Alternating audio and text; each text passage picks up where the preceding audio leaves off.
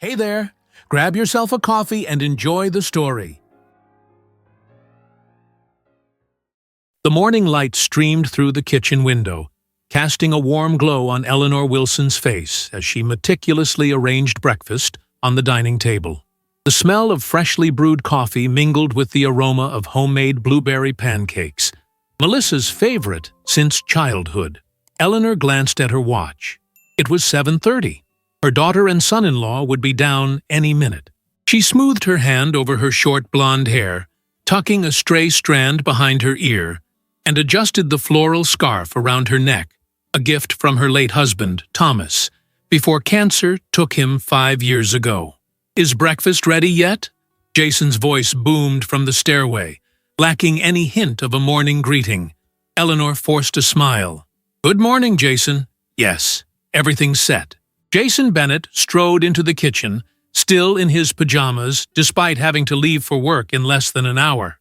At 32, he possessed the kind of confident swagger that some might find charming at first glance. Eleanor had once thought so too, before living under the same roof revealed his true nature. "The pancakes are cold," he complained after taking a single bite. "And where's my protein shake? I told you yesterday I needed one this morning." Eleanor's smile faltered. "I'm sorry. I don't recall you mentioning a protein shake." "Well, I did." Jason pushed his plate away. "You never listen. How hard is it to remember one simple thing?" Before Eleanor could respond, Melissa appeared in the doorway, already dressed in her nurse's scrubs. Her blonde hair, so much like her mother's, pulled back in a neat ponytail. "Mom, did you forget Jason's shake again?" Melissa sighed, her voice carrying that familiar tone of disappointment that had become increasingly common over the past 2 years. "I'm afraid I did," Eleanor admitted, though she was certain no such conversation had taken place. This had become a pattern, Jason claiming she'd forgotten things she was sure he'd never mentioned. "It's fine. I'll just grab something at work," Jason muttered, making a show of his inconvenience as he stomped back upstairs. Once he was out of earshot, Eleanor turned to her daughter. "Melissa, sweetheart, we need to talk about—" "Not now, Mom." Melissa cut her off, checking her phone. "I'm already running late for my shift, and now I need to make Jason's shake before I leave." Eleanor watched as her daughter hurriedly prepared the protein drink, noticing the dark circles under Melissa's eyes. "You look tired, dear. Are you getting enough rest?" "I'm fine," Melissa replied curtly. "Unlike some people, I have a full-time job and responsibilities." The barb stung. Eleanor had worked as a financial advisor for 28 years before retiring early to care for Thomas during his illness. After his death, she had dedicated herself to supporting Melissa through nursing school and had even used a significant portion of Thomas's life insurance to purchase this house as a wedding gift for Melissa and Jason 3 years ago. What had begun as a temporary arrangement, moving in to help the newlyweds get established, had somehow morphed into an indefinite situation where Eleanor found herself covering the mortgage payments, utilities, groceries, and even the payments on Melissa's student loans, all from her pension and savings, all while being treated increasingly like an unwelcome guest rather than family. "Here, take these pancakes to work for lunch," Eleanor offered, wrapping some in foil. "No sense in letting them go to waste." Melissa accepted the package with a distracted thanks before rushing out the door, not even bothering with a goodbye kiss. Once a daily ritual between mother and daughter, the house fell silent. Eleanor sat at the empty table, her own breakfast growing cold, and stared at the family photo hanging on the wall across from her. It had been taken at Melissa's wedding, all smiles and promises. Thomas's absence was a palpable void in the picture, but they had still been a family then. When had things changed so dramatically? With a sigh, Eleanor began clearing the table. As she rinsed the dishes, she noticed a stack of envelopes tucked partially under the fruit bowl, mail she hadn't seen before. Curious, she pulled them out and immediately recognized the logo of First National Bank, where she had worked for nearly 3 decades before retirement. The letter was addressed to Jason Bennett, but what caught Eleanor's eye was the reference number at the top, one that matched the property deed for this very house, a house that was legally still in her name, though she had promised it to Melissa and Jason once they had stable finances. Eleanor hesitated only briefly before opening the envelope. What she read made her blood run cold. It was a rejection letter for a home equity loan application, an application she had never approved or even known about, an application bearing what appeared to be her forged signature. Her hands trembled as she set the letter down. This wasn't the first troubling discovery she'd made recently. Last week, she had found credit card statements showing charges at several casinos in the neighboring town. The week before that, she had answered a call from a collection agency looking for Jason regarding an overdue personal loan. Eleanor had tried to discuss these concerns with Melissa, but her daughter always defended Jason, accusing Eleanor of meddling or misunderstanding. "He works in sales, Mom. Those casino charges are business dinners with clients," Melissa had insisted. But Eleanor knew better.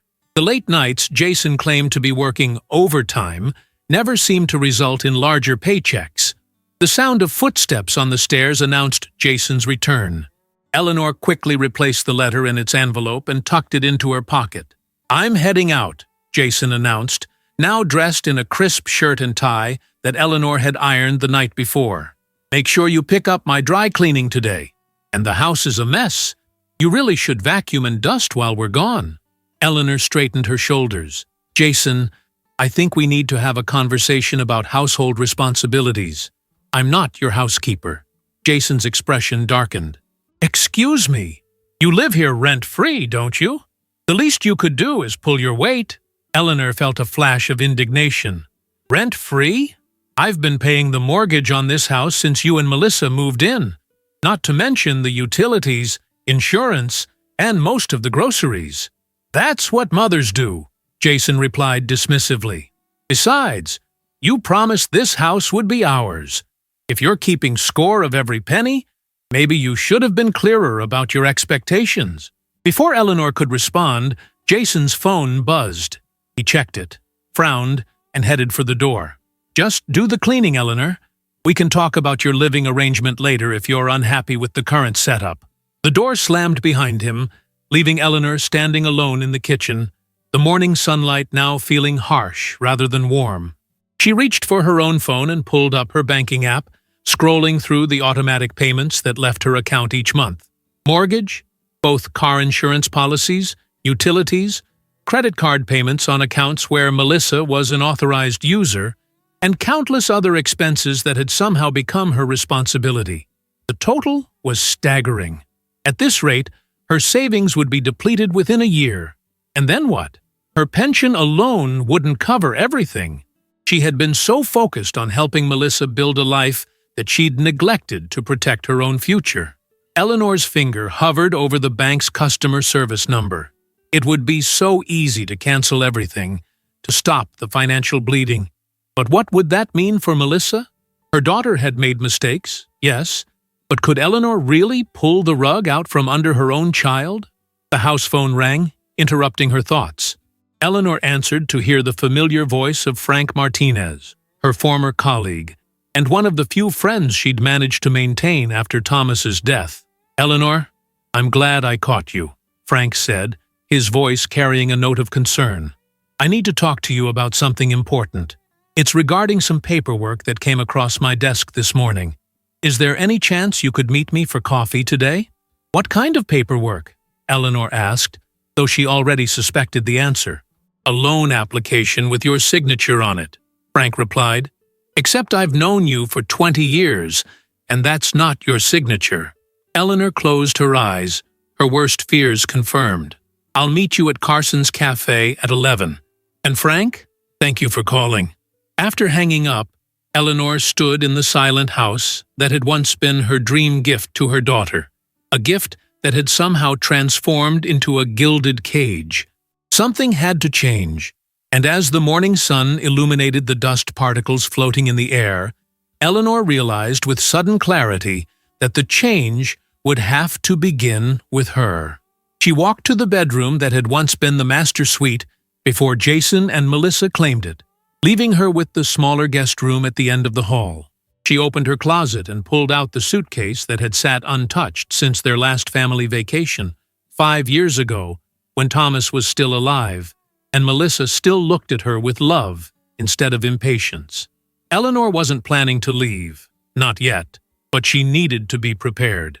Whatever Frank had to show her at their meeting would determine her next steps. As she placed the suitcase on her bed, she caught sight of her reflection in the mirror. The woman staring back at her looked tired, diminished somehow, but beneath the weariness, Eleanor could see a flicker of the strength that had carried her through Thomas's illness and death. That strength wasn't gone. It had merely been dormant. "Enough is enough," she whispered to her reflection. For too long, she had allowed herself to be taken advantage of in the name of maternal love. But true love, the kind Thomas had shown her, the kind she had always tried to show Melissa, didn't enable dependency or disrespect. True love empowered, and sometimes it had to be tough. Eleanor checked her watch again. 3 hours until her meeting with Frank. 3 hours to gather her thoughts and courage. 3 hours before she would have to decide whether to continue down this unsustainable path or forge a new one, for Melissa's sake as much as her own. The bell above the door at Carson's Cafe chimed softly as Eleanor entered. The familiar aroma of coffee and freshly baked pastries enveloped her as she scanned the quaint establishment for Frank. She spotted him at their usual corner table, 2 steaming mugs already waiting. Despite the gravity of the situation, seeing her old friend brought a genuine smile to her face. Frank stood as she approached. At 54, he still maintained the same professional appearance he'd had during their years working together. Salt and pepper hair neatly trimmed, wire-rimmed glasses perched on his nose, and that reassuring smile that had helped countless clients through financial crises. "Eleanor," he greeted her, pulling out a chair. "I ordered your usual. Still taking it with 2 sugars and a splash of cream?" "Some habits never change," she replied, settling into the seat. "Though lately I've been thinking maybe it's time for new habits." Frank's expression turned serious as he reached into his briefcase and extracted a manila folder. "Before we get to that, I want you to look at these." He opened the folder to reveal several documents: loan applications, property assessments, and what appeared to be a partially completed deed transfer. All bore signatures purporting to be Eleanor's. "These came across my desk because of a flag in our system," Frank explained. "Someone tried to use your house as collateral for a $100,000 loan. The signature verification triggered an alert because it didn't match your signature on file." Eleanor studied the documents, her stomach knotting at the sight of the crude forgeries. "Jason," she murmured. "That would be my guess," Frank agreed. "The loan application lists him as the primary borrower with you as the co-signer. The interesting part is what he planned to use the money for." He tapped a section of the application. "Debt consolidation," it says here. But our background check revealed multiple outstanding debts to 3 different casinos within a 50-mile radius. Eleanor felt the color drain from her face. "How much are we talking about?" "Based on what we could verify, at least $70,000, possibly more with private lenders." The cafe suddenly seemed too warm, the background chatter too loud. Eleanor took a sip of her coffee, buying time to process this revelation. "I knew about the casino visits. I found some credit card statements, but I had no idea the debt was this extensive." Frank leaned forward, lowering his voice. "Eleanor, this isn't just about debt. This is fraud. He forged your signature on legal documents. That's a criminal offense." "I can't report him to the police," Eleanor protested, thinking of Melissa. "It would destroy my daughter." "And what happens when he succeeds in taking out a loan using your house, your only significant asset, as collateral? What happens when he gambles that away, too?" Frank's voice was gentle but firm. "You've known me long enough to know I don't give advice lightly. You need to protect yourself, and maybe, by extension, you'll be protecting Melissa, too." Eleanor stared down at the documents, at the crude approximation of her signature. Each fraudulent line felt like a personal betrayal. "What would you do, Frank?" "I'd start by securing my assets. If you still intend to give the house to Melissa someday, that's your choice. But for now, I'd make absolutely certain no one can borrow against it without your explicit consent." He hesitated before adding, "And I'd reconsider my living arrangement." For several minutes, they sat in silence, the cafe bustling around them as Eleanor contemplated her options. Finally, she straightened her shoulders and met Frank's concerned gaze. "I need copies of all of these documents, and I need to know what other financial safeguards I should put in place immediately." Frank nodded, relief evident in his expression. "That's the Eleanor Wilson I know." By the time Eleanor left Carson's cafe 2 hours later, she had a comprehensive plan in place. Frank had helped her contact the bank's fraud department, place a freeze on her credit, and initiate changes to her accounts that would prevent unauthorized access. He had also referred her to Patricia Lawson, a lawyer friend who specialized in estate planning and elder law. "Elder law?" Eleanor had repeated with a wry smile. "Is that what I am now? An elder?" "You're a woman with assets that need protecting," Frank had corrected her. "And Patricia is the best in the business." Now, as Eleanor drove back toward the house, she could no longer bring herself to call it home. She felt a curious mixture of dread and determination. The conversation with Melissa and Jason wouldn't be pleasant, but it was long overdue. She parked in the driveway and noticed with surprise that both Melissa's and Jason's cars were present. Melissa should have been at the hospital for another 3 hours, and Jason rarely returned home before 7 in the evening. As Eleanor entered the house, she heard raised voices coming from the kitchen. She paused in the hallway, her hand still on the doorknob. "I can't believe you were so stupid!" Melissa's voice, thick with tears. "How could you forge her signature? What were you thinking?" "I was thinking about digging us out of the hole your shopping addiction put us in," Jason shot back. "Do you have any idea how much those credit cards of yours cost each month? Not to mention your student loans." "My student loans? Mom's been paying those. And don't you dare blame this on me. I saw the casino statements, Jason. $52,000 in the last year alone. That's more than I make in an entire year as a nurse." Eleanor stood frozen, absorbing the implications of what she was hearing. They knew about the loan application. The bank must have contacted them directly after her meeting with Frank. "Your mother was going to give us this house anyway." Jason's voice had taken on a wheedling quality. "I just accelerated the timeline a bit. Once we had the loan, I could have made some strategic bets and cleared all our debts. I was one good night away from fixing everything." "One good night?" Melissa's laugh was harsh, hysterical. "That's what you said last month when you took my anniversary diamond necklace to that pawn shop. The necklace my father gave me before he died." Eleanor's hand flew to her mouth.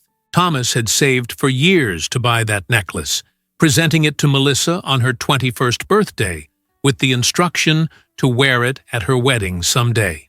The thought of it sitting in a pawn shop while Jason gambled away their future was unbearable. She was about to step into the kitchen when Jason's next words stopped her cold. "Your mother is the problem here, not me. She's been holding that house over our heads for years, acting like she's doing us some huge favor by letting us live in what's supposed to be our home. If she wasn't constantly hovering, monitoring every penny we spend, we wouldn't be in this situation. She pays our bills, Jason. She buys our groceries. How can you possibly blame her because she's made you dependent on her? Can't you see that? She's controlling you through money, just like she always has. The sooner we get that house in our names, the better. Then we can finally ask her to leave, and we can live our lives without her constant judgment." The silence that followed was deafening.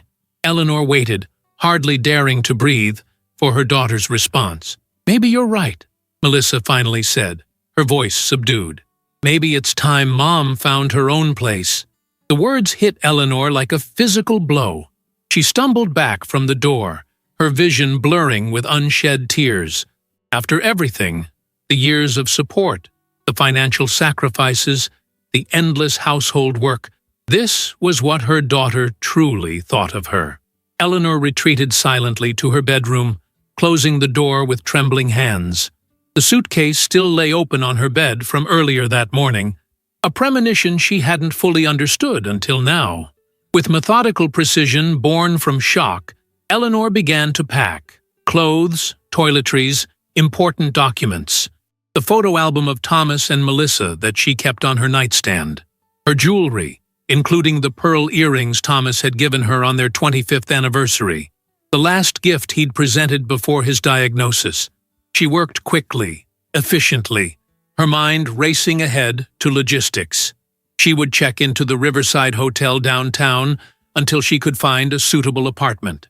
She would call Patricia Lawson first thing in the morning to begin formal proceedings to protect her assets. A knock on her bedroom door interrupted her thoughts. "Mom?" Melissa's voice. "Are you in there? We need to talk." Eleanor took a deep breath, wiped away her tears, and opened the door. Melissa stood in the hallway, her eyes red-rimmed but her expression hardened with resolve.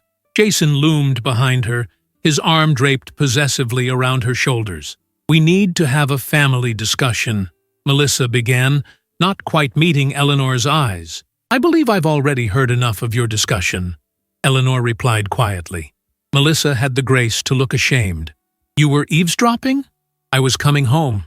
To my house. The house I paid for with the life insurance money when your father died.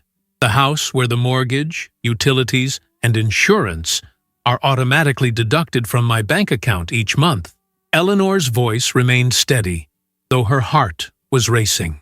"So, yes, I heard your conversation about forged loan applications, gambling debts, and pawning your father's gift." Jason stepped forward. "Now, look, Eleanor." "No, you look," Eleanor cut him off, surprising even herself with her firmness. "I've spent the morning with the bank's fraud department and my lawyer. I know exactly how much trouble you're in, Jason. The only reason you're not speaking to the police right now is because I've asked them to give me 24 hours before filing an official report." Jason's face paled. "You're bluffing." Eleanor reached into her purse and extracted copies of the documents Frank had provided.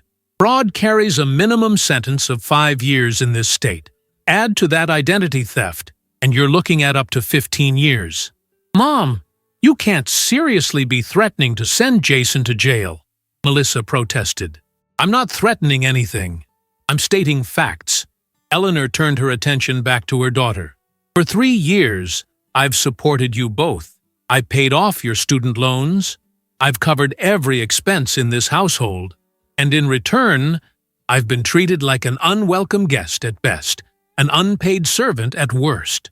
"That's not fair," Melissa began, but Eleanor held up her hand. "Let me finish. I love you, Melissa.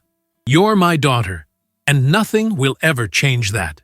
But love doesn't mean enabling destructive behavior. It doesn't mean allowing myself to be used and discarded." Eleanor gestured to the suitcase on her bed. "I was already packing when you knocked, not because you want me gone, but because I've finally realized I need to go, for all our sakes." "So you're just leaving? Just like that?" Melissa's voice cracked. "Yes," Eleanor replied simply. "But understand this.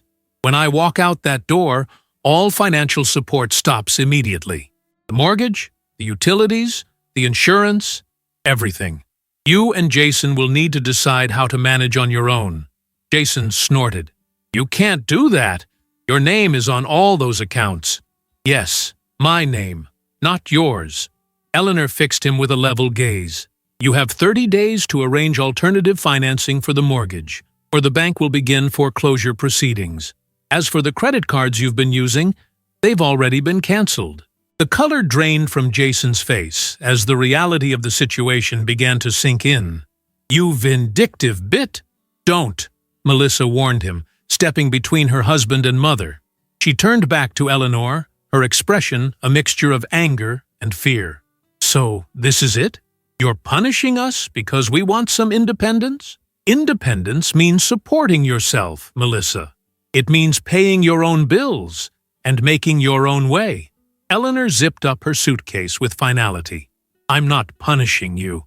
I'm stepping back and allowing you both to experience the consequences of your choices. And what about your choices? Melissa demanded.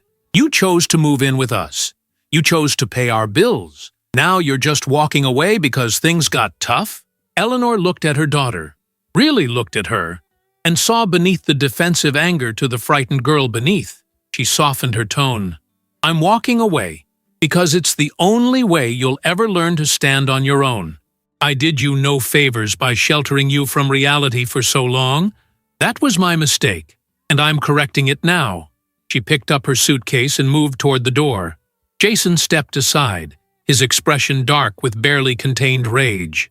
Melissa remained frozen, tears streaming down her face. I'll contact you in a few days, once we've all had time to process this, Eleanor said, as she reached the front door. In the meantime, I suggest you both take a hard look at your finances and start making some difficult decisions. Mom, wait, Melissa called, but Eleanor had already stepped outside, the door closing softly behind her. The late afternoon sun warmed her face as Eleanor walked to her car, placed her suitcase in the trunk, and slid into the driver's seat. Her hands were steady as she started the engine, though her heart felt as though it might shatter at any moment. As she pulled away from the curb, Eleanor caught a glimpse of Melissa watching from the window, Jason nowhere in sight. For a brief moment, their eyes met across the distance, and Eleanor allowed herself one final thought before driving away. Sometimes, the greatest act of love a mother could perform was allowing her child to fail, so they could learn to rise again on their own terms. The Riverside Hotel was neither luxurious nor particularly charming, but it offered clean rooms, reasonable rates, and, most importantly, anonymity. Eleanor had chosen it specifically because it was unlikely anyone would think to look for her there. Not that she expected Melissa or Jason to come searching. Their pride would prevent that, at least initially. Eleanor sat on the edge of the queen-sized bed, the generic beige comforter crinkling beneath her. The room's bland decor and faint scent of industrial cleaner were a stark contrast to the home she had left behind. But there was something freeing about the impersonal space. No expectations, no disappointments, no reminders of all she had lost. She reached for her phone and found 7 missed calls, 5 from Melissa, 2 from Jason, and a dozen text messages ranging from pleading to accusatory. She set the phone aside without responding. What could she possibly say that hadn't already been said? Instead, she opened her laptop and methodically began the process of securing her financial future. One by one, she canceled automatic payments, the mortgage on a house she no longer occupied, insurance for cars she didn't drive, utilities for appliances she wouldn't use, credit cards that had funded a lifestyle she couldn't afford to support. With each cancellation, she felt a curious mixture of guilt and relief. When she reached the final item, Melissa's student loan payments, her finger hesitated over the Confirm Cancellation button. This had been her gift to her daughter, a promise made when Melissa was accepted into nursing school. Focus on your studies. Don't worry about the cost. Your father and I have saved for this. Thomas had been so proud when Melissa earned her nursing degree. Our girl's going to heal people, Ellie, he had said, his voice already weakened by the cancer that would take him just months later. What better legacy could we ask for? The memory of his voice, still so clear after 5 years, brought fresh tears to Eleanor's eyes. What would Thomas think of the situation now? Of their daughter's entitlement? Of Eleanor's decision to cut financial ties? He would understand, Eleanor decided. Thomas had always believed in teaching responsibility alongside generosity. With renewed resolve, she clicked the confirmation button. The payment cancellation was complete. A soft knock on the door startled Eleanor from her thoughts. For a brief, hopeful moment, she wondered if Melissa had somehow found her. But when she opened the door, it was Frank Martinez who stood in the hallway, holding a paper bag that emanated the delicious aroma of Chinese food. "I hope I'm not intruding," he said, his expression concerned. "You weren't answering your phone, and I was worried." Eleanor stepped back to let him enter. "I've been preoccupied." Frank set the food on the small desk by the window and turned to face her. "I take it the conversation with Melissa and Jason didn't go well?" "That's putting it mildly." Eleanor gave him a brief account of the confrontation, each word painful to speak aloud. "So here I am, homeless at 52. "Not homeless," Frank corrected gently. "Just between homes, and not without resources." He gestured to the laptop still open on the bed. "I see you've been busy." "Dismantling a life takes less time than you might think," Eleanor said with a bitter smile. 3 years of financial support, undone in an afternoon. Frank began unpacking the food. Containers of kung pao chicken, beef with broccoli, steamed rice, and egg rolls. The familiar ritual of a meal shared with a friend provided a small comfort in the midst of chaos. "What happens now?" Frank asked, as they settled into their makeshift dinner. Eleanor poked at her rice with chopsticks. "I have a meeting with Patricia Lawson tomorrow morning to discuss legal options. I need to find an apartment, preferably something month to month until I decide what I want, long term. And I should probably start looking for a job. My pension covers my basic needs, but not much beyond that. You know there's always a place for you at First National," Frank offered. "Harrison would hire you back in a heartbeat." The thought of returning to her old desk, resuming the career she'd left to care for Thomas, was both appealing and daunting. "Maybe," she conceded, "but first, I need to deal with the Jason situation." Frank's expression turned serious. "Have you decided whether to press charges?" Eleanor set down her chopsticks with a sigh. "No. Part of me wants to see him face consequences. He committed fraud, Frank. He tried to steal my house. But sending him to prison won't undo the damage. And it would devastate Melissa. She chose him over you," Frank reminded her, his tone gentle but firm. "She's still my daughter." Eleanor stared out the window at the darkening sky. "I keep thinking about what Thomas would do in this situation." "Thomas would protect you," Frank said without hesitation. "He would want you to stand up for yourself." Eleanor knew he was right. Thomas had always been her fiercest advocate, encouraging her to value herself even when others didn't. In the years since his death, she had gradually lost sight of that lesson, allowing her self-worth to erode under the constant demands and criticism from Jason, and, increasingly, from Melissa. "I'll decide after meeting with Patricia," she finally said. "For tonight, I just want to eat Chinese food and not think about any of it." Frank respected her wish, steering the conversation toward lighter topics. A mutual friend's retirement, changes at the bank, a new restaurant downtown that supposedly served the best steak in 3 counties. By the time he left 2 hours later, Eleanor felt marginally more balanced, though the weight of her situation remained. Alone again, Eleanor prepared for bed with the strange self-consciousness that comes from performing familiar rituals in unfamiliar surroundings. The hotel toiletries were generic, the towels thin, the bathroom lighting harsh and unflattering. As she stared at her reflection, noting the fine lines around her eyes, the slight droop of her jawline, the weariness etched into her features, Eleanor found herself wondering when she had started to look so old. Not old, she corrected herself. Experienced. This face had loved, lost, persevered. It had smiled through Thomas's good days and remained steady through his worst. It had beamed with pride at Melissa's graduation and maintained dignity through countless small humiliations at Jason's hands.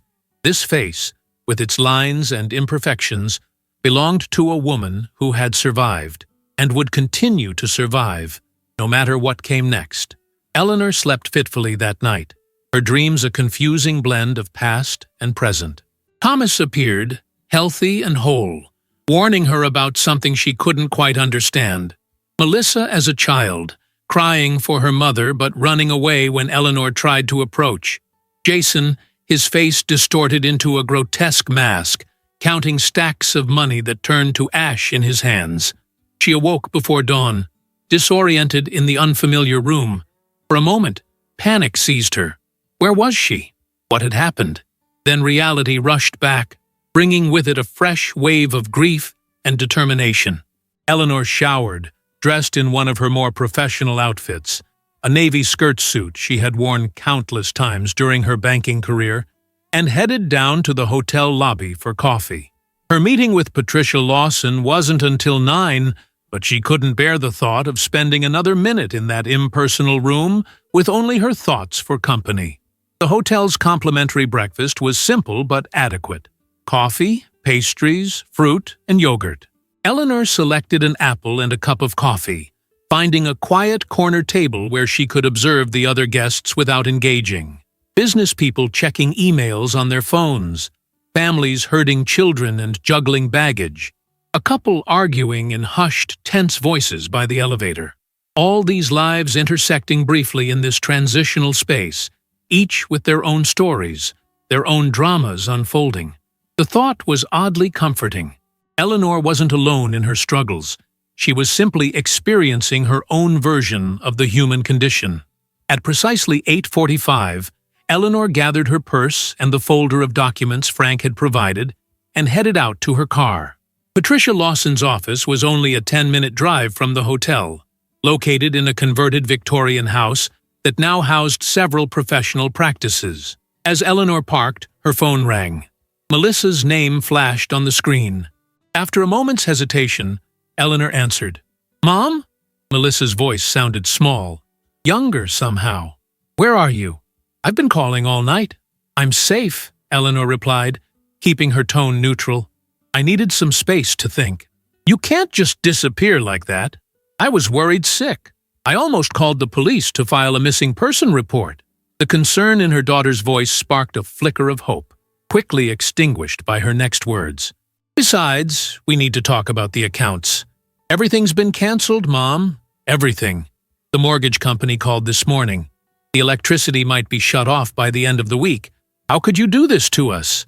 Eleanor closed her eyes, willing herself to remain calm. "I explained my position yesterday, Melissa. I'm no longer in a position to support you and Jason financially. So you're just cutting us off? After everything we've done for you?" The audacity of the statement left Eleanor momentarily speechless. "Everything you've done for me?" she finally managed. "Yes. We gave you a place to live when you had nowhere else to go after Dad died. We included you in our lives. Our home. My home," Eleanor corrected. "Purchased with my money. Maintained with my money. The home where I've cooked your meals, cleaned your messes, and endured your husband's increasingly disrespectful behavior for 3 years. That's not fair." "No, it wasn't fair. None of it was fair. But that's beside the point now." Eleanor checked her watch.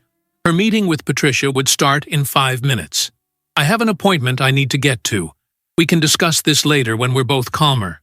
"Mom, please." Melissa's voice cracked. Jason left. Eleanor froze, her hand on the car door handle. "What do you mean? He left. Last night, after you went away. We had a huge fight. I found more gambling receipts in his email. Thousands of dollars, Mom. So much money.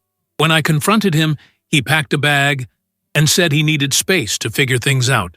Melissa's breath hitched. "He hasn't come home. He isn't answering his phone. I don't know what to do." A complicated mix of emotions washed over Eleanor. Concern for her daughter, vindication that her suspicions about Jason had been correct, and, shamefully, a small spark of satisfaction that the house of cards was finally collapsing. "I'm sorry to hear that," she said carefully, "but I have this appointment that I really can't miss. Can I call you afterward?" "An appointment? What could possibly be more important than your daughter's marriage falling apart?" Melissa's voice had regained its edge. "My financial security," Eleanor replied simply. "I'll call you in a couple of hours." She ended the call before Melissa could respond, guilt and resolve warring within her. As she climbed the steps to Patricia Lawson's office, Eleanor reminded herself that this boundary setting was long overdue. Melissa was a grown woman, not a child. She needed to face the consequences of her choices, even if those consequences were painful. Patricia Lawson was a striking woman in her early 60s, with short silver hair and piercing blue eyes that missed nothing. Her handshake was firm, her office impeccably organized, and her manner both professional and warmly empathetic, a rare combination that immediately put Eleanor at ease.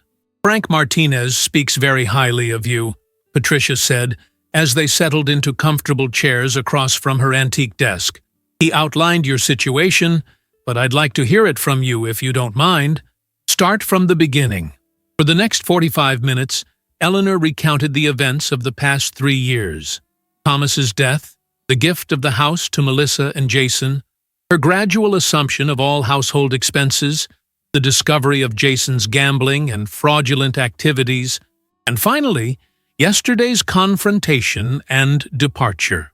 Patricia listened without interruption, occasionally making notes but mostly maintaining eye contact, her expression attentive and non-judgmental. When Eleanor finished, Patricia set down her pen and leaned forward slightly. "First, let me say how sorry I am that you're going through this. Family financial disputes are among the most emotionally complex issues I deal with." She tapped her notes. "Based on what you've told me, we need to address several areas immediately. The house, of course, is the primary concern. You say the deed is still in your name?" Eleanor nodded. "Yes. I had planned to transfer ownership once Melissa and Jason were financially stable, but that never happened." "That's fortunate. It gives us a stronger position." Patricia opened a folder on her desk. "The forgery issue is serious. Have you decided whether you wish to pursue criminal charges?" "Not yet," Eleanor admitted. "Part of me feels I should, if only to create a paper trail in case Jason tries something like this again. But I'm concerned about how it would affect Melissa." Patricia's expression was sympathetic but direct. "I understand your hesitation, but I would be remiss if I didn't point out that failing to report fraud often enables the perpetrator to continue their behavior with other victims. Your son-in-law has demonstrated a willingness to commit financial crimes. Today, it's forging your signature. Tomorrow, it could be identity theft or worse." The thought sent a chill through Eleanor. "You're right. I should file a report. I have a contact at the district attorney's office," Patricia offered. "We can arrange a meeting where you can explain the circumstances. They may be willing to consider a plea arrangement that includes mandatory financial counseling and gambling addiction treatment rather than incarceration, especially if this is Jason's first offense." "And what about the house?" Eleanor asked. "Melissa called this morning. Apparently, Jason has left, and she's panicking about the mortgage payment." Patricia's expression turned thoughtful. "That depends on what outcome you want. Legally, you have several options. You could sell the house and use the proceeds to establish yourself elsewhere. You could maintain ownership but charge Melissa fair market rent if she wishes to remain there. Or you could proceed with the original plan to transfer ownership, but with stricter conditions in place. What would those conditions look like? A formal agreement stipulating that the property cannot be used as collateral for loans without your explicit consent. Provisions for what happens if Melissa and Jason divorce. Perhaps even a clause requiring financial counseling before the transfer occurs." Patricia smiled slightly. "I've drawn up many such agreements for parents helping adult children with property purchases. They're quite common and can prevent exactly the kind of situation you're facing now." Eleanor considered these options, weighing them against what she knew of Melissa's current state. "I need time to think about this, and I should probably see Melissa face-to-face before making any decisions about the house." "Of course," Patricia agreed. "In the meantime, I'll prepare documentation to secure your financial accounts further and draft a statement regarding the forgery for the police. We don't have to file it immediately, but having it ready will save time if you decide to proceed." They spent another hour discussing specifics, power of attorney documents, updated will provisions, credit monitoring services, and steps to protect Eleanor's identity from future theft attempts. By the time the meeting concluded, Eleanor felt more grounded than she had in days, armed with a clear understanding of her options and a concrete plan for moving forward. As she left Patricia's office, Eleanor checked her phone to find 3 more missed calls from Melissa and a text message that simply read, "The bank says foreclosure proceedings will begin in 30 days if the mortgage isn't paid. Please call me." Eleanor stared at the message, her newfound resolve wavering slightly. It would be so easy to fall back into old patterns, to rush to Melissa's rescue yet again. But Patricia's words echoed in her mind. Enabling behavior rarely helps the person being enabled. With steady fingers, Eleanor typed a response. "I have an appointment to look at apartments this afternoon. I can meet you for dinner at Carson's Cafe at 6 to discuss options. This is a situation we need to handle face to face." She hit send before she could reconsider, then started her car and headed toward the first of 3 apartment viewings she had scheduled.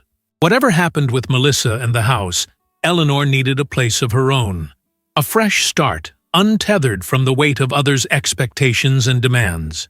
As she drove, Eleanor found herself thinking about Thomas again.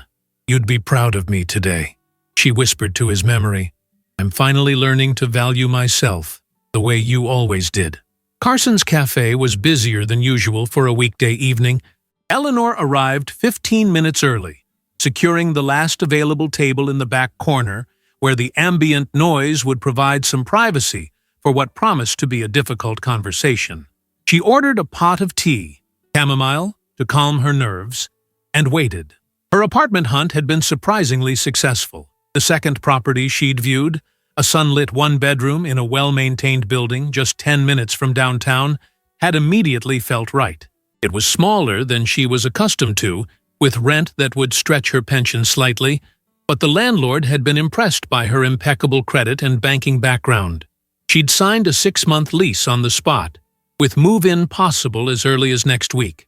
Having a concrete plan, a physical space to call her own, had solidified Eleanor's resolve.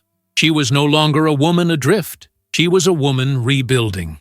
The cafe door opened, and Melissa entered. Eleanor's heart clenched at the sight of her daughter.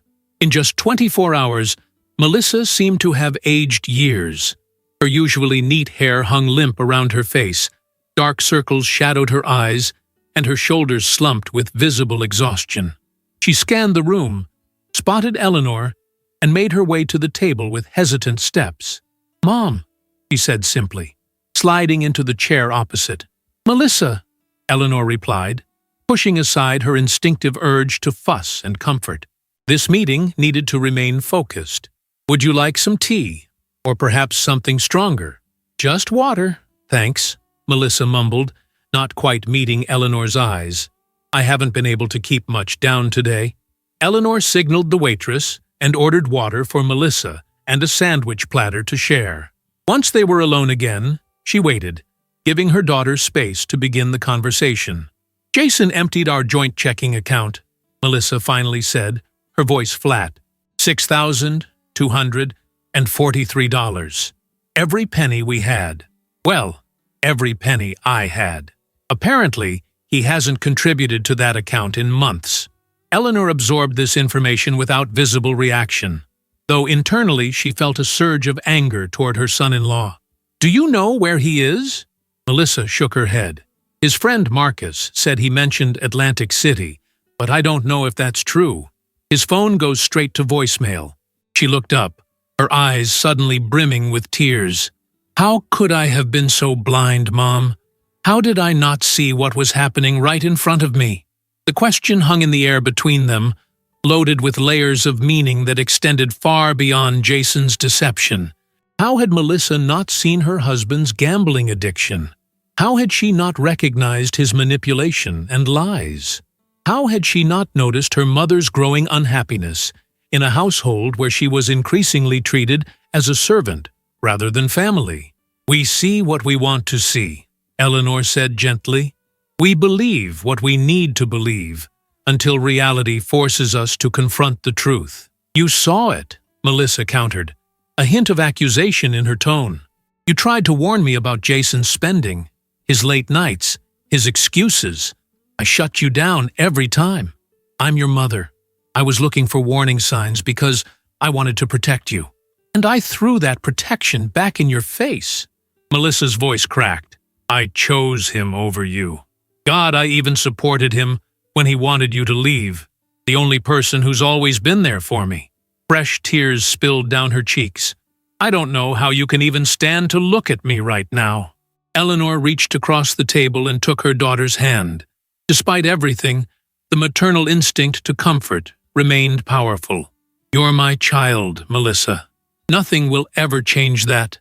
Not poor choices, not harsh words, not even betrayal. The waitress arrived with Melissa's water and the sandwich platter, temporarily halting their conversation. Eleanor used the interruption to collect her thoughts, to remind herself of the boundaries she needed to maintain even in the face of her daughter's distress.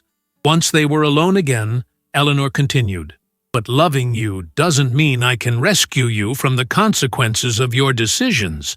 Not anymore. Melissa nodded, wiping away tears with the back of her hand. I know. The bank called again this morning, and the electric company, and the water department. It's like the whole world knows our financial house of cards has collapsed. She attempted a small, bitter laugh that transformed into a sob. I don't know what to do, Mom. I don't know how to fix this. You start by facing reality, Eleanor said firmly. No more denial. No more magical thinking that somehow things will work out if you just ignore the problems long enough. Easy for you to say. You've always been good with money. Being good with money isn't some innate talent, Melissa. It's a skill developed through discipline, and often learned through mistakes. Eleanor broke a sandwich in half and placed a portion on Melissa's plate. Eat something. You need your strength. Melissa obediently took a small bite, though she seemed to struggle to swallow. So what happens now? With the house, I mean. The mortgage officer said foreclosure proceedings would begin in 30 days. Eleanor sipped her tea, considering her response carefully. This was the moment that would define their relationship moving forward. I've had some time to think about our situation, and I've consulted with a lawyer about our options. Our options? I thought you were washing your hands of everything. I'm setting boundaries, not abandoning you, Eleanor corrected. There's a difference. Pete. She outlined the 3 possibilities Patricia had presented. Selling the house, maintaining ownership but charging Melissa rent, or proceeding with the transfer of ownership under stricter conditions. The third option is what I'm leaning toward, Eleanor concluded, but it would come with non-negotiable requirements. Melissa's expression was guarded. What kind of requirements? First, complete financial transparency. I would need access to all accounts to monitor spending until you've demonstrated responsible financial management for at least 1 year. That sounds like you don't trust me. I trust that you want to do better, Eleanor replied evenly. But trust has to be rebuilt, Melissa. You and Jason concealed significant financial issues from me while continuing to accept my support. That breach can't be ignored. Melissa flinched, but didn't argue the point. What else? Financial counseling, both for basic money management and to address any spending compulsions you might have developed. Patricia can recommend someone who specializes in couples affected by gambling addiction. I'm not an addict, Melissa protested. No, but you've been living with one, and that affects your financial behavior too. Research shows partners often develop enabling patterns or compensatory spending habits. Melissa seemed about to object further, but then deflated. Fine. Financial counseling. What else? The house could not be used as collateral for any loans without my explicit written consent, and that consent would never be given for gambling debts. Eleanor paused before adding the final condition. And if you and Jason reconcile, he would need to agree to both counseling and a legal agreement protecting the property. At the mention of reconciliation, Melissa's face darkened. That's not going to happen. Not after what he did. Not after he stole from me and forged your signature. People have forgiven worse, Eleanor observed neutrally. Would you? Forgive him, I mean? Eleanor considered the question carefully. Forgiveness and trust are separate issues. I might eventually forgive Jason for my own peace of mind, but I would never trust him with my financial security again. Nor should you. They fell silent, each woman lost in her own thoughts as the cafe bustled around them. Eleanor finished her tea while Melissa picked listlessly at her sandwich. I filed a police report this afternoon, Eleanor finally said, about the forgery. Melissa's head snapped up. You what? Jason committed fraud, Melissa. That's a serious crime. My lawyer advised me to create an official record in case he attempts something similar in the future. Seeing her daughter's stricken expression, Eleanor added, I emphasized to the detective that I was open to alternative sentencing focused on rehabilitation rather than punishment, assuming Jason cooperates. He'll never forgive me if he goes to jail. His forgiveness isn't your concern right now. Your financial survival is. Eleanor's tone softened. Besides, it's unlikely he'll face incarceration for a first offense, especially if he enters treatment for his gambling addiction. Melissa pushed her plate away, barely a quarter of her sandwich eaten. So, that's it? I either accept your conditions or lose the house. Those aren't punitive terms, Melissa. They're protective ones, for both of us. Eleanor met her daughter's gaze directly. I won't set you up to fail again by giving you more than you're prepared to handle responsibly. That wouldn't be love. It would be negligence. Something in Melissa's expression shifted, a flicker of recognition passing across her features. That's what Dad used to say when I'd ask for things I wasn't ready for. It's not love to give you what would harm you. He was a wise man, Eleanor said softly, and he would be heartbroken to see what's happened between us. Fresh tears welled in Melissa's eyes. I miss him so much, Mom. Every day. And I keep thinking, if Dad were still alive, none of this would have happened. Jason wouldn't have dared treat him the way he treated you. I wouldn't have allowed it. The words stung, but Eleanor recognized their truth. Thomas had commanded a different kind of respect, not because he was male, but because he had never allowed anyone to diminish his worth. Somewhere along the way, in her grief and loneliness, Eleanor had forgotten that lesson. Your father isn't here, she said quietly, but I am, and I'm finally learning to advocate for myself the way he always did, for both of us. I'm sorry, Melissa whispered, for everything, for how we treated you, for the things I said, for not seeing what was happening with Jason. I know you are. Eleanor reached across the table again, this time to brush a strand of hair from her daughter's face, a maternal gesture as old as time. But apologies are just the beginning. Real amends require changed behavior. I want to change. I want to fix this. I just don't know if I can do it alone. You're not alone, Eleanor assured her. I'll help you navigate this process, but as a guide, not a savior. There's a difference. For the first time that evening, Melissa managed a small but genuine smile. That sounds like something Dad would say, too. We were married for 31 years. Some of his wisdom was bound to rub off eventually. They spent the next hour outlining a concrete plan.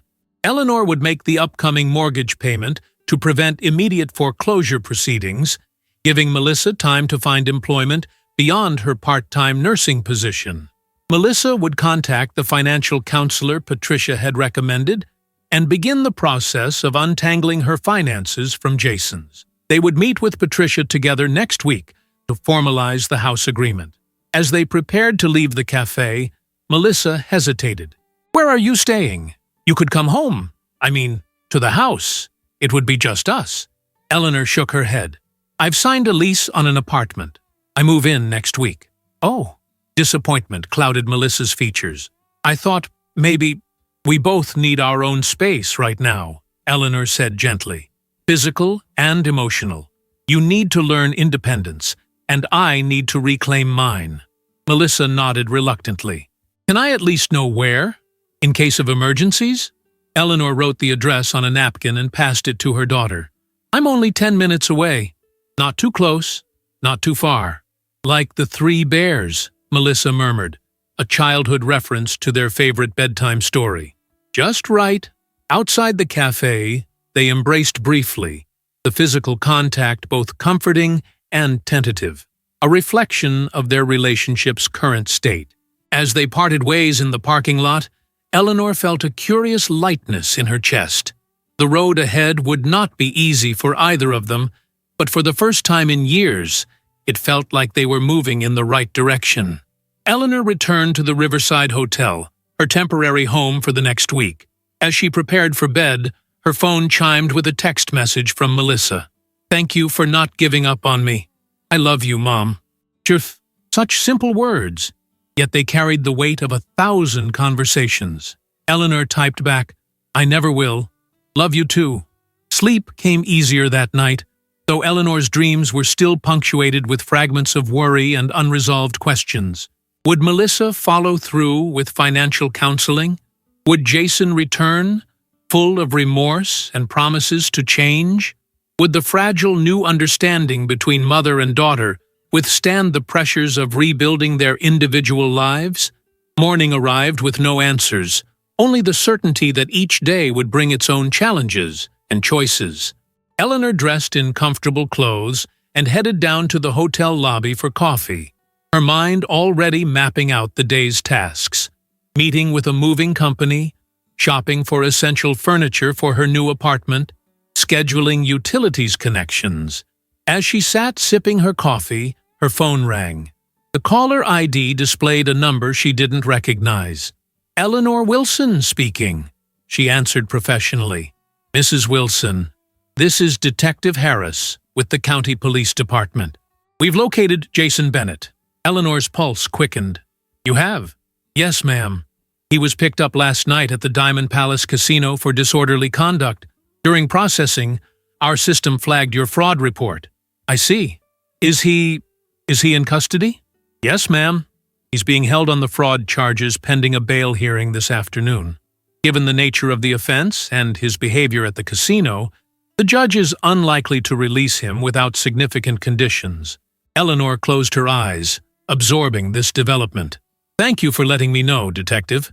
Would it be possible for me to speak with the district attorney about this case? My lawyer mentioned the possibility of treatment requirements as part of any resolution." "Of course. I'll have the DA's office contact you directly." The detective paused before adding, "Mrs. Wilson, you should be prepared. Mr. Bennett was quite vocal about his displeasure with you when he learned of the fraud charges. You might want to consider a restraining order." A chill ran through Eleanor at the implication. "I'll discuss that with my lawyer. Thank you again, Detective." After ending the call, Eleanor sat motionless, her coffee cooling before her. Jason's arrest complicated matters enormously.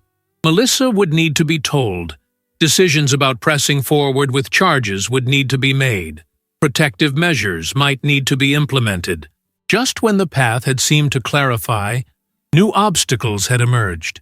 But as Eleanor gathered her purse and car keys, she realized something important had changed.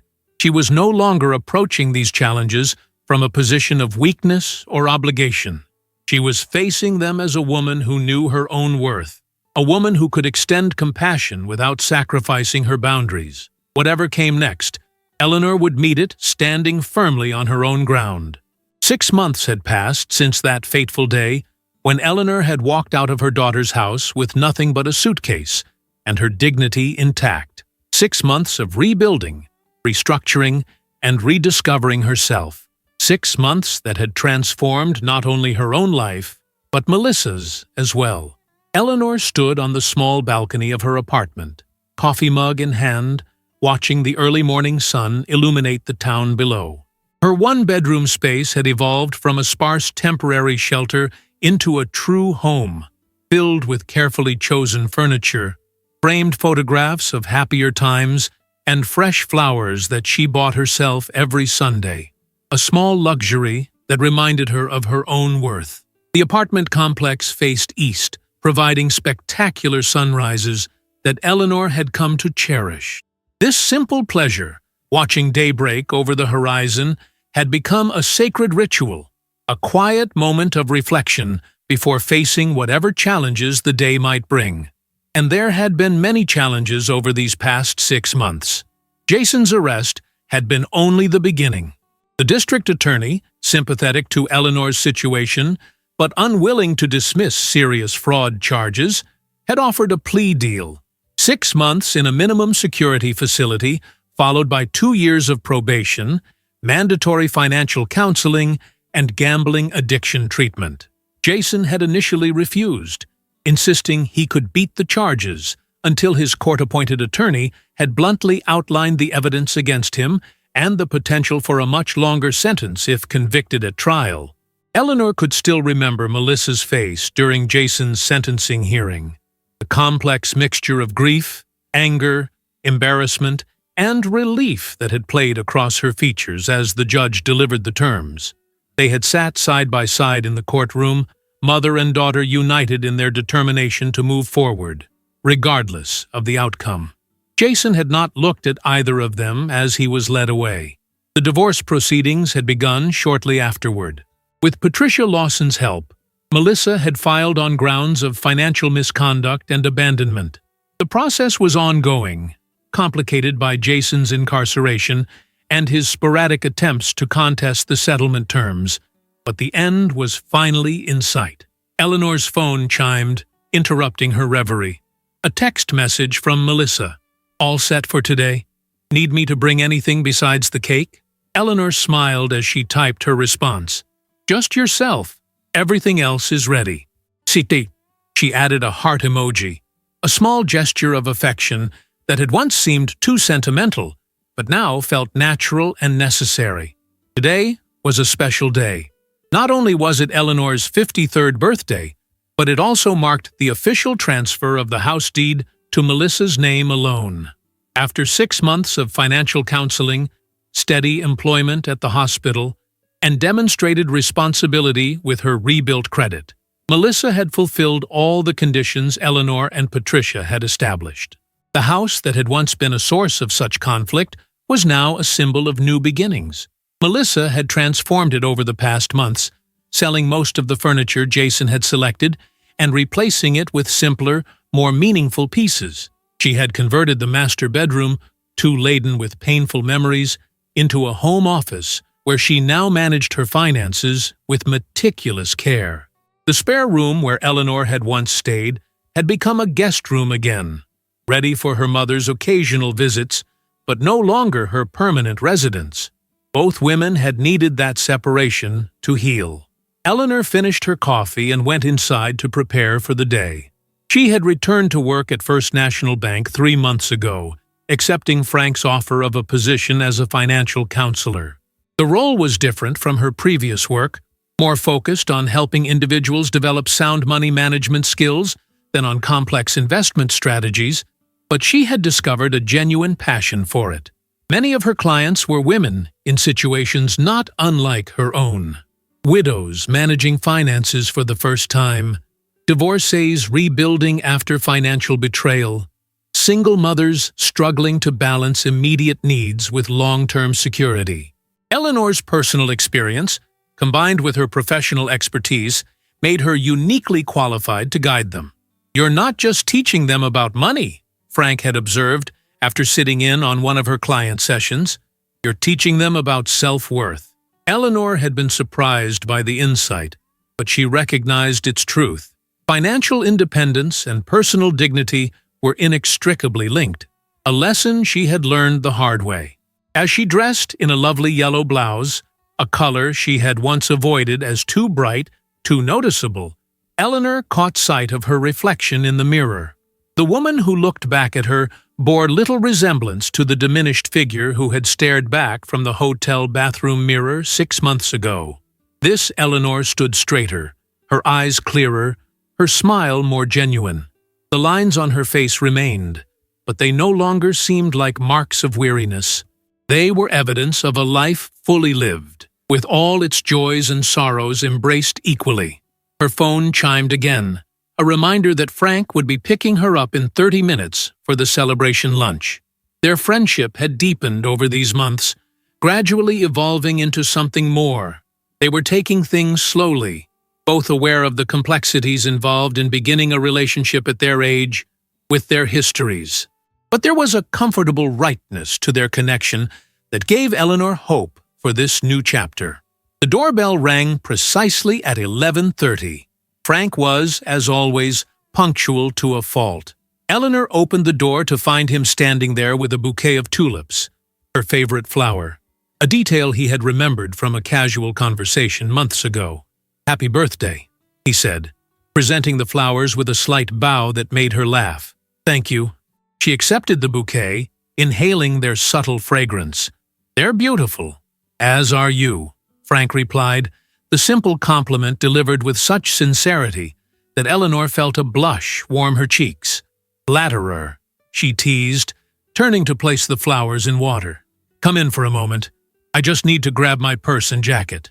Frank followed her inside, looking around the apartment with appreciation. "You've made some changes since my last visit.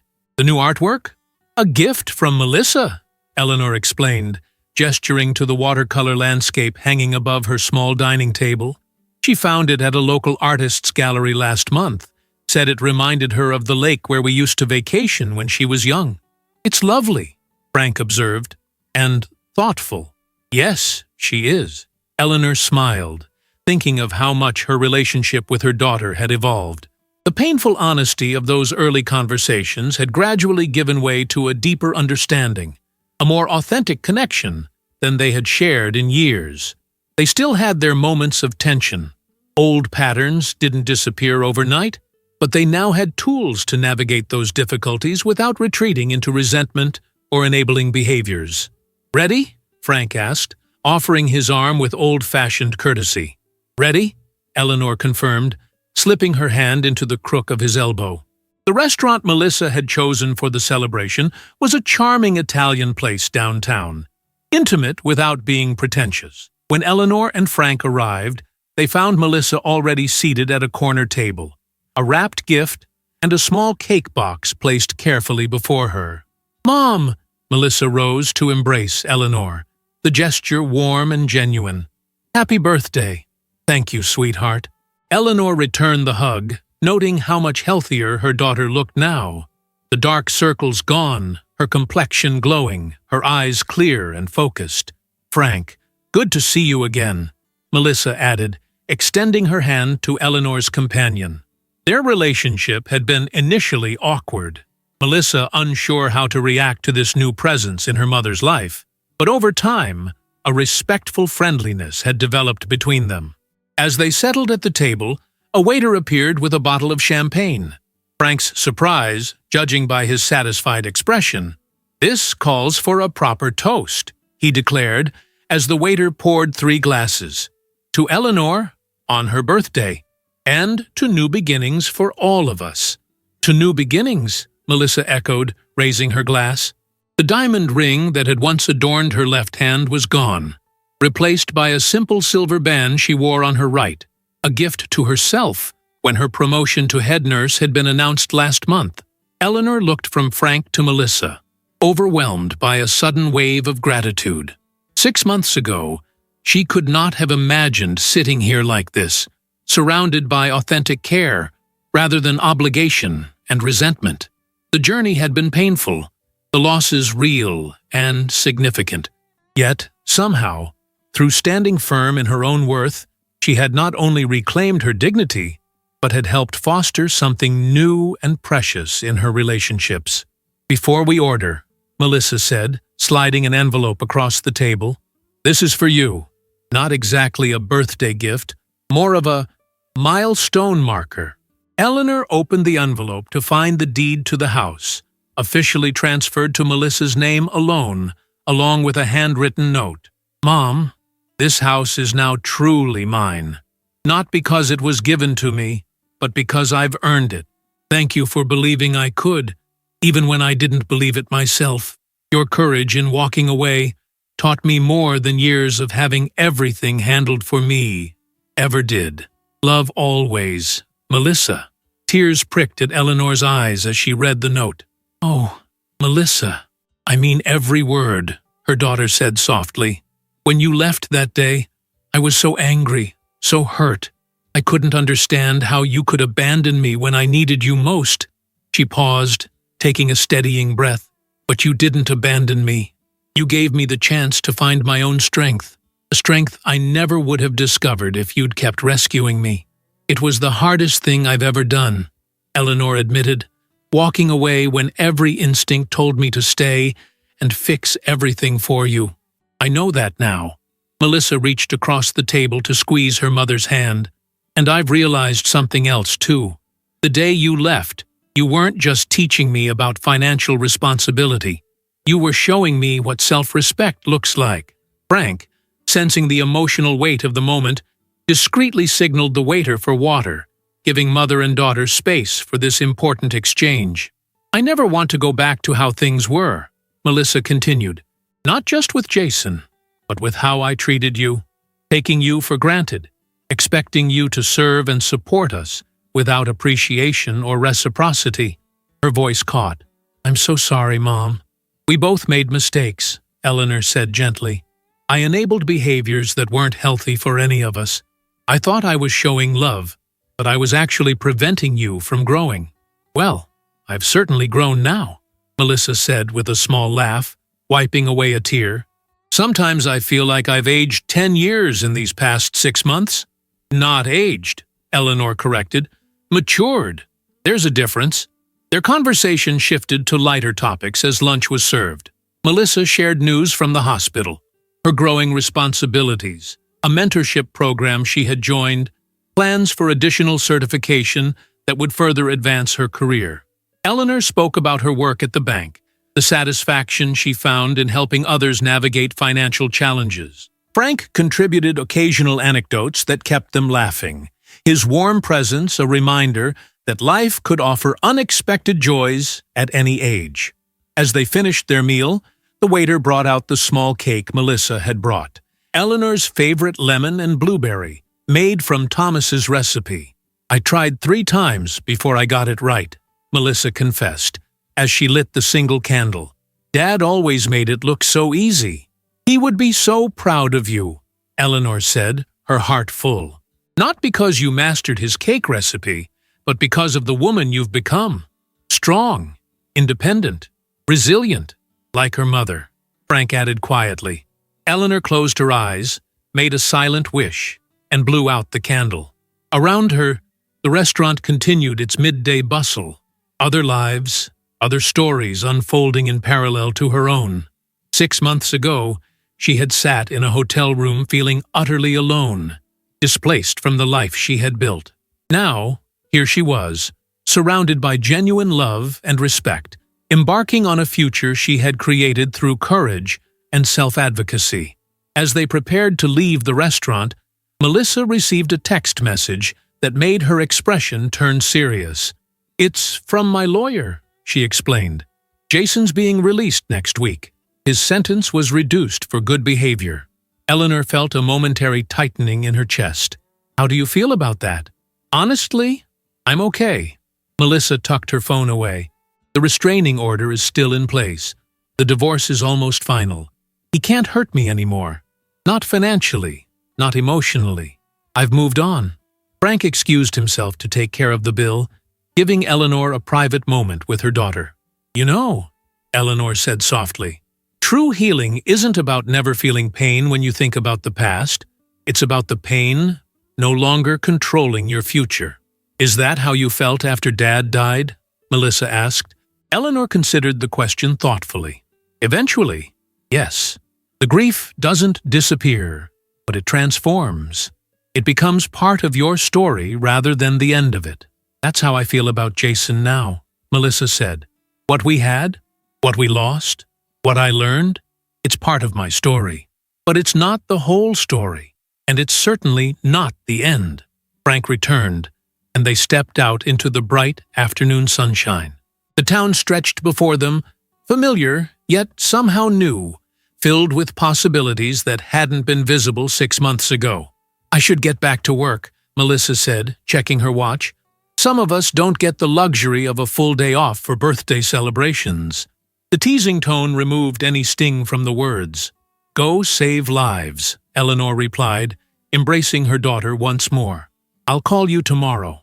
As Melissa walked toward her car, Eleanor watched her go with a heart both full and peaceful. The journey they had traveled together, through grief, betrayal, reconciliation, and growth, had not been easy. There had been moments when the pain seemed too great to bear, when the easier path would have been to give in, give up, return to familiar patterns even knowing they were destructive. But they had persevered. They had chosen the harder road, the one that demanded truth and accountability. And now, 6 months later, they were reaping the rewards of that difficult choice. "She's remarkable," Frank observed, following Eleanor's gaze. "Like her mother." Eleanor turned to him with a smile. "We're both works in progress." "Aren't we all?" he replied, offering his arm once more. "Now, birthday girl, the day is still young. What would you like to do next?" Eleanor considered the question. This simple luxury of choosing how to spend her time based solely on her own desires. 6 months ago, such a choice would have seemed impossible. Her days dictated by others' needs and expectations. "Let's walk by the lake," she decided. "It's too beautiful a day to waste indoors." As they strolled along the waterfront, Eleanor found herself reflecting on the strange path that had led her here. If Jason had never issued that ultimatum, if Melissa had never chosen his side, if Eleanor had never found the courage to walk away, where would she be now? Still cooking their meals, cleaning their house, paying their bills, slowly disappearing into the background of their lives? The thought made her shudder despite the warm sunshine. "Cold?" Frank asked, misinterpreting her reaction. "No," Eleanor replied, "just grateful." "For what?" "For the ultimatum that set me free." She stopped walking and turned to face him, suddenly needing to articulate the realization that had been forming within her. 6 months ago, I thought I'd lost everything. My home, my daughter, my purpose. I was so focused on what was ending that I couldn't see what might be beginning. Frank's eyes crinkled at the corners as he smiled. Beginnings often disguise themselves as endings. Exactly. Eleanor nodded. When I walked out that door with just my suitcase, I thought I was leaving my whole life behind. But really, I was walking toward a life that was actually mine, not one defined by what others needed from me. "And how does that life feel now?" Frank asked, his hand finding hers as they resumed their walk. Eleanor considered the question, taking in the beauty around her, the sparkling lake, the clear blue sky, the solid presence of the man beside her, the knowledge that her daughter was finding her own path with newfound strength and wisdom. "It feels like coming home," she said simply, "not to a place, but to myself." As they rounded the curve of the lakeshore path, the sun cast their shadows long behind them, 2 figures moving forward together, their past not forgotten, but no longer defining their future. Eleanor had lost much in these past 6 months, but she had gained something far more precious. The knowledge that true worth came not from what you gave to others, but from what you demanded of yourself. She had walked away from a life of servitude disguised as love, and in doing so, had found her way back to authentic love, for her daughter, for the possibilities of new romance, and, most importantly, for herself. The ultimatum that had been meant to control her had instead become the key to her freedom. And for that unexpected gift, Eleanor was profoundly, eternally grateful. If you enjoyed the story, leave a like and subscribe to the channel. And drop a comment below. What city are you watching from? And if your heart tells you to, feel free to leave me a tip on Buy Me a Coffee. Just check the first pinned comment. Thanks for keeping me company and for the coffee, and I'll see you in the next story.